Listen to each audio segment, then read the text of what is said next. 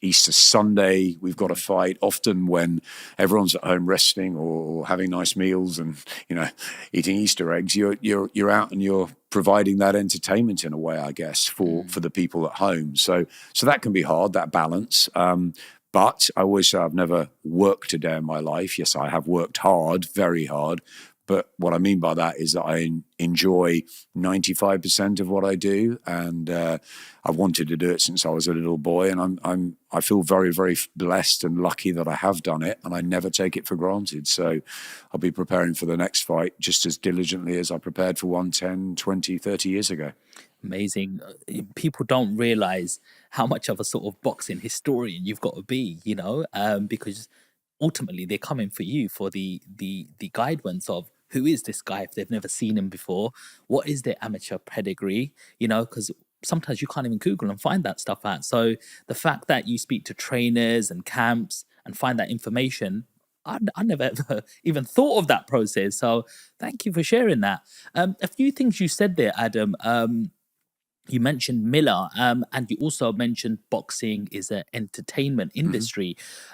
Some people do think, well, it's one of my favorites. It's my favorite. I love the heavyweight division, middleweight division, ever since it was the thing that I did with my dad, the thing that we had in common, even though we don't really talk that much. But when it comes to boxing, we'll have a beer together, and watch it. And then who's going to win? We'll share notes. It's just that kind of thing that brings us together. But for some people, they feel that boxing is a brutal sport, punching a man's head senseless, causing brain damage and things like that. And I suppose that's not the point I'm trying to get to, but you mentioned Miller. Miller was caught a few years ago for drug cheating. I think they said Conor Benn, was cleared. But what's your opinion if somebody is caught with PEDs in their system? Should they be allowed to box again with the environment? You see it firsthand in front of you in the ring. Is that something that somebody's made a mistake? Food's been contaminated? Or, should there be one glove fits all? Sean, let's get this absolutely straight. There is no place in boxing for drugs. There is no place in boxing for drug cheats. Absolutely not, because it is a very dangerous sport. You look at athletics and other sports that have had big problems with drugs, and the thing with boxing, as you said, you're hitting each other. It's hard enough as it is, and there will always be critics out there for boxing. I have. My stepmom's not the biggest boxing fan, but I have long chats with her and say that there are so many people that have been saved because of boxing, the discipline, the structure, taking kids off the streets who are going the wrong way and giving them hope. Even Lily Winch the other night at the York or Bethnal Green was having all sorts of problems at school. She didn't fit in, and she found the boxing gym, and she's had a total transformation in life. So, and there's huge amounts of stories around the world, of Mexico, America, Mexico, Puerto Rico, all the places that I've traveled. I did a lot of, in the early Sky days, I did a lot of reporting around some very, very difficult areas of the world. And, boxing in many ways has saved huge amounts of young kids, wayward kids, and it's taught them the way. And they don't even have to become fighters. It's just the manner of going to a gym, the camaraderie, the teamwork, the sustained sort of concentration and focus on something, and the enjoyment, and obviously the physical and mental well-being. So drugs is very difficult. It's a grey area. We know that there's been people that have failed drugs tests a lot over the years, and it's never nice to hear. The trouble is, I guess you never really get the full truth. It's very hard. So the testing is expensive.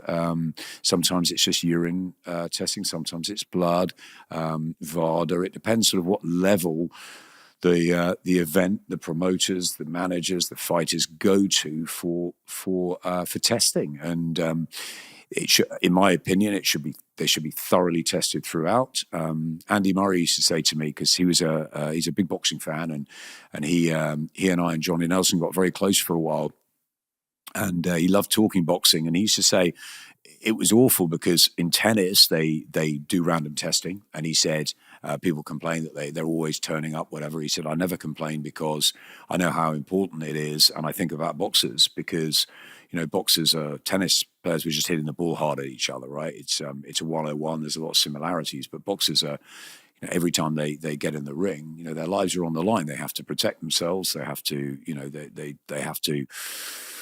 Ultimately, it's a skilled sport, but ultimately, you've got to hit the other guy to win the fight, right? So it's so dangerous. So there's no place for drugs.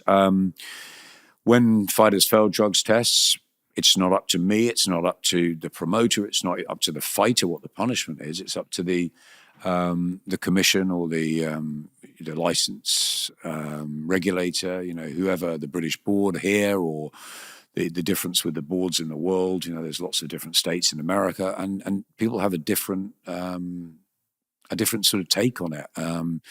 Some are banned for a period of time, some are banned for a long period. And then fighters always claim innocence, right? They'll always say, they got into my system via anything. Eggs, as we've seen recently. Steak. Yeah, wild boar. We've had all sorts, haven't we? And there's been a lot of fighters that have been brushed with that potential drugs problem. And many have said, look, it's either contaminated something or somebody obviously put something in my system because I wouldn't have done it. And I guess that's the thing, Sean, going back to it. We'll never really know the truth. It is such a grey area.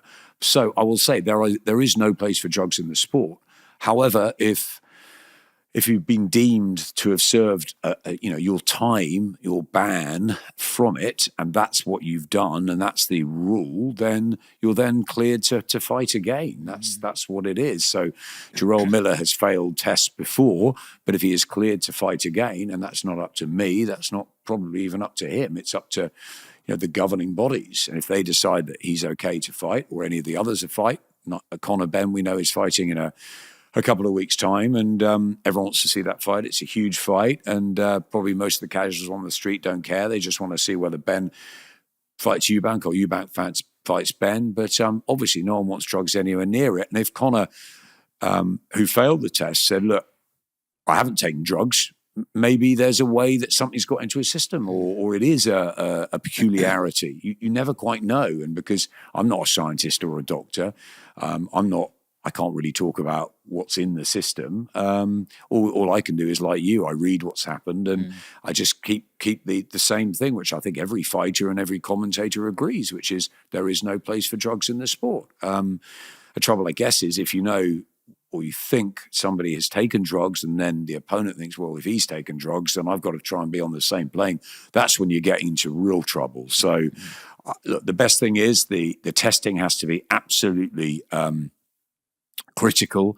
I think there should be more of it.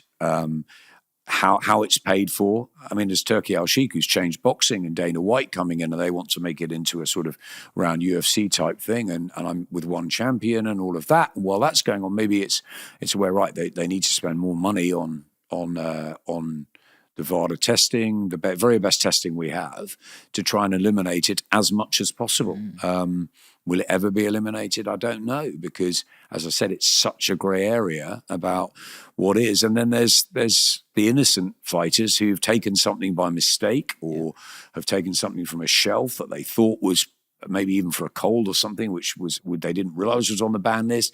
But really, an athlete at that level should know, his body, and should, if he fails something, be able to say, hey, look, I failed it. It may not be me. It may have got into my system in another way, but I need to take responsibility for that, because it's a failed test. And or we're going to fight it, but if it says positive, then I've got to take the hit on this, even if I haven't willingly taken drugs. So it's it's a tough one. So here's one for you: if someone is found to have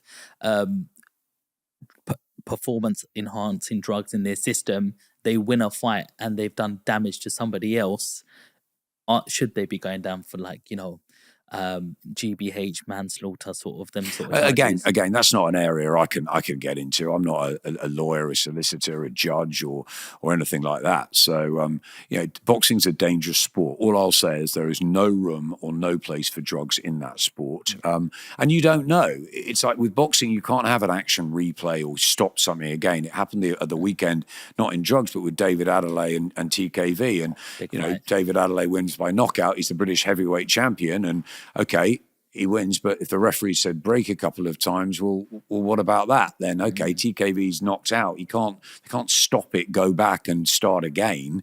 They have to either have a rematch or